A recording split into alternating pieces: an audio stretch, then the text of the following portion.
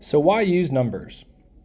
Numbers allows for a single platform for students to access all of their workflow for a project, activity, or stations.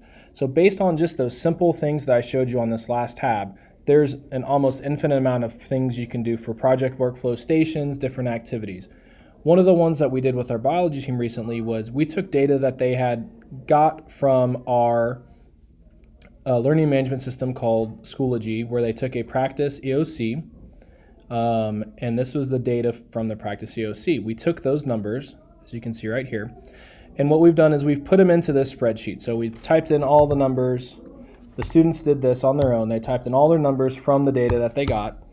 And what it did was it directed them towards each station just using conditional formatting like we showed you guys. So again, the highlighting rules here is just with numbers between 0 and 60 it's red, between 60.1 and 89 it's yellow, and 89 and above is green. This gives the student specific feedback on which station they need to go to for the specific review. So it looks like station 1 they're doing great on, but they really need to be going to station 2, station 7, stations 9 and 10, and 11 through 13. So in this situation, using conditional formatting, it shows exactly where the student should be. We also had, these were all linked with a formula that averaged up all of these cells on the left-hand side. Standard formula just like you'd use with Excel or with Google Sheets. And it gives the overall average for specific content areas so that if they need to really focus on interdependence within environmental systems, it'll tell them that right away.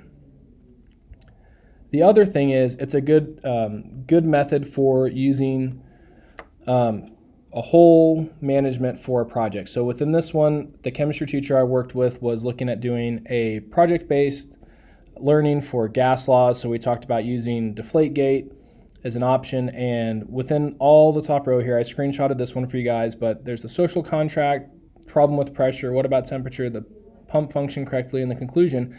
And within each of these tabs, they're going to be discovering different gas laws as they go, and ultimately they'll be able to come with a conclusion and use all these previous tabs to draw all their information together and then create a video at the end.